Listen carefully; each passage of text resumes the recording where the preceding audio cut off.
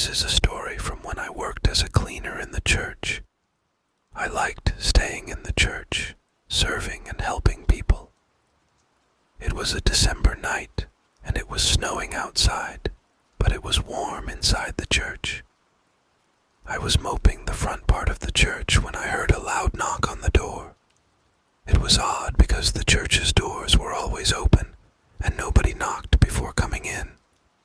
"The door is open," I said, returning to moping the floor. A few minutes passed, but nobody came in.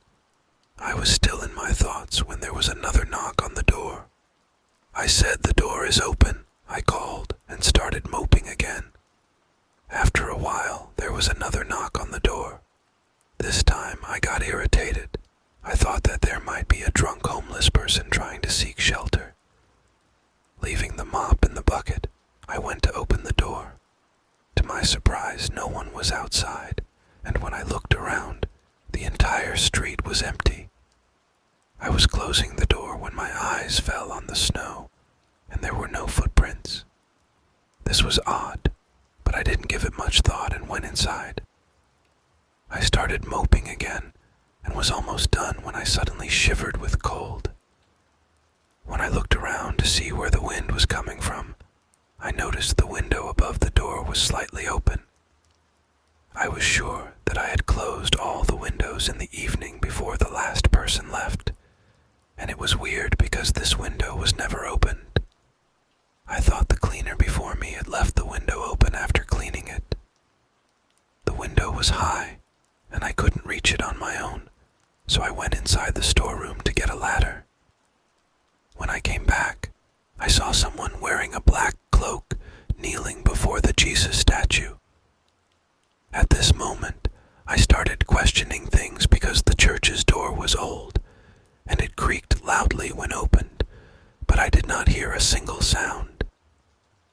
Dismissing the thought, I went back to moping the last portion left.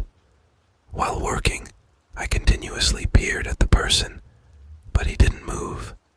I wasn't feeling good about it, so I took a few steps forward. "Excuse me, are you okay?" I called, but there was no response. I was about to go near when suddenly all the candles near Jesus' statue lit up. A shiver went through my spine. In a second, without looking back, I ran out of the church as fast as I could. Since that day, I have never stepped foot inside a church again.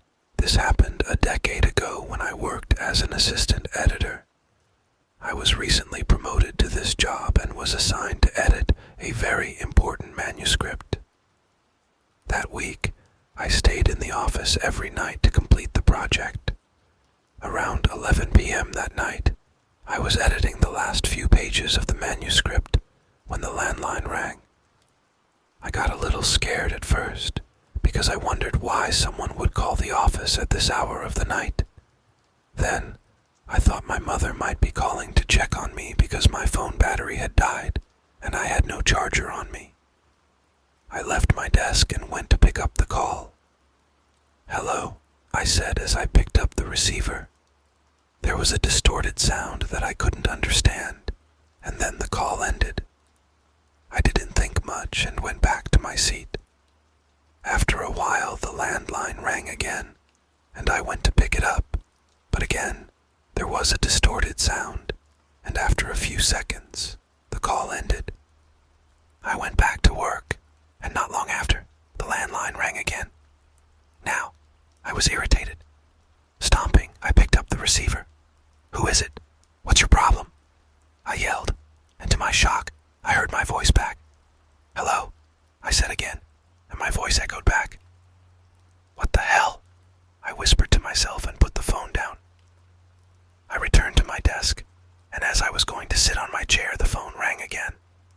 Scared and angry, I ran to the landline and pulled out the switch. I exhaled and walked to the restroom.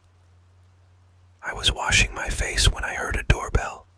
I went to open the door, thinking it might be the security guard, but when I opened the door, there was no one.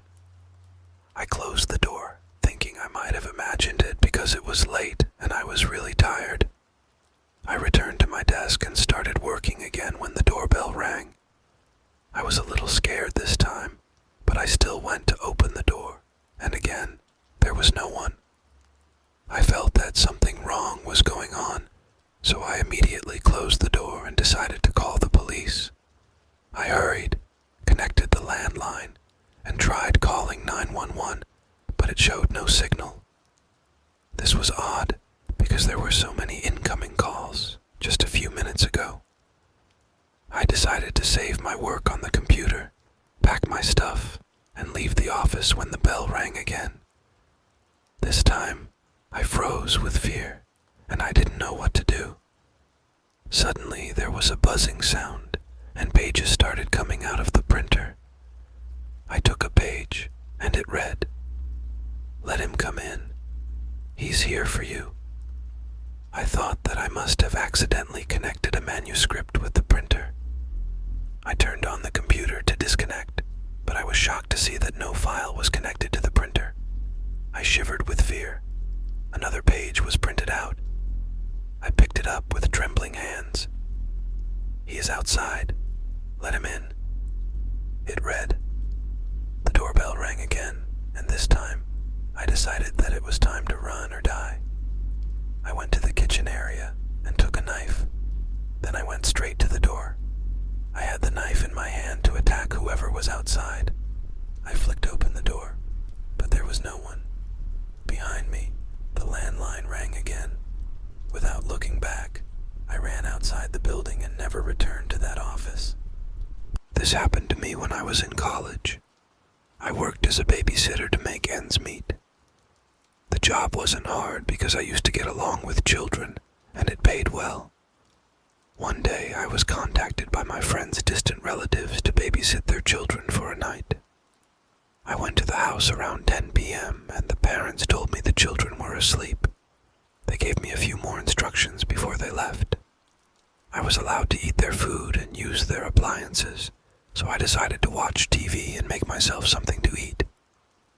I went into the kitchen, found some pasta, and started making it. It was a hot summer night, and I was drenched in sweat, so I went into the living room to turn on the AC. When I returned to the kitchen, I saw that the stove had been turned off and the pasta had burned. I was confused because it hardly took me 2 minutes to go to the living room, turn on the AC, and come back. I tried turning the stove on, but it didn't work. Giving up, I was about to leave the kitchen when the stove lit up with a high flame. I rushed and turned the stove off. I thought there was something wrong with the stove, so I decided to eat some snacks instead of messing with it because it might be dangerous.